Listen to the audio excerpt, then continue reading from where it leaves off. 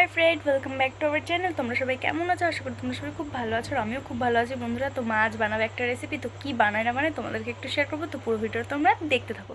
তারপর এদিকে দেখতে পাচ্ছ এখানে শুকনো লঙ্কা, কাঁচা লঙ্কা, টমেটো কুচি, পেঁয়াজ কুচি, আদা বাটা, রসুন বাটা আর জিরে বাটা নিয়ে নিয়েছে। তারপর এদিকে চিংড়ি মাছ, আলু আর পটলটাকে ভালো করে ভেজে নিয়েছে, দেখতেই পাচ্ছ। তারপরে এদিকে কড়াইতে তেল গরম হয়ে গেছে, তার মধ্যে জিরে, তেজপাতা, পেঁয়াজ, তারপরে আদা বাটা, রসুন বাটা দিয়ে ভালো করে নড়িয়ে চড়িয়ে এবার দিয়ে দিল জিরে বাটা, দেখতেই পাচ্ছ। এবার শুকনো লঙ্কা, কাঁচা লঙ্কা বাটা দিয়ে নিল, দিয়ে ভালো করে একটু নড়িয়ে চড়িয়ে তার মধ্যে একটু হালকা পরিমাণে জল দিয়ে নিল যেন নিচে না লেগে যায়। তার মধ্যে দিয়ে দিল পরিমাণ মতন হালকা একটু লবণ, আর এবার দিয়ে দিল হালকা পরিমাণে একটু হলুদ গুঁড়ো।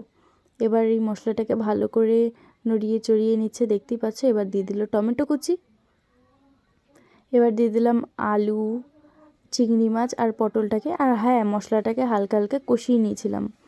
এবার পটল, তারপরে চিংড়ি মাছ আর আলুটা ভালো করে নড়িয়ে চড়িয়ে নিচ্ছি। এবার এটাকে কষিয়ে নেব ভালো করে। এবার এটাকে ঢেকে দেব, কিছুক্ষণ পর আবার দেখা হবে।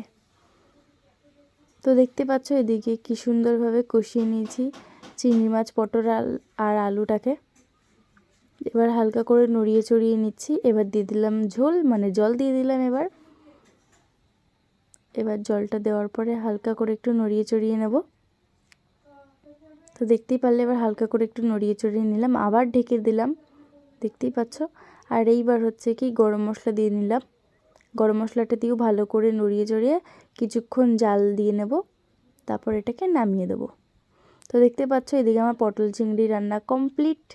তো কেমন লাগলো ভিডিওটা প্লিজ কমেন্ট করে জানিও, আর ভিডিওটা ভালো লাগলে প্লিজ লাইক, কমেন্ট, শেয়ার করে সাবস্ক্রাইবটা করতে ভুলো না। টাটা।